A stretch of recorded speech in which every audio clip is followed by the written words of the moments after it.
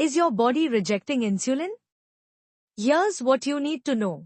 Imagine you have a key that opens your house door, but over time, the lock gets rusty, and the key doesn't work as well. You try harder, even making a copy of the key, but the problem keeps getting worse.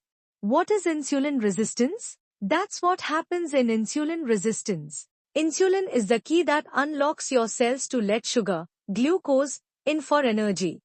But when your cells stop responding properly, the lock, your cells, becomes resistant, and the key, insulin, doesn't work well.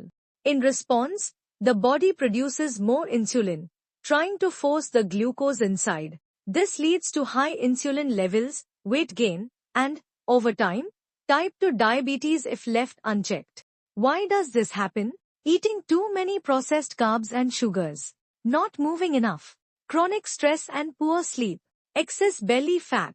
How can we fix the rusty lock? Eating whole, nutrient-dense foods. 2. Exercising regularly. 3. Managing stress. 4. Prioritizing sleep. 5. Including healthy fats and proteins.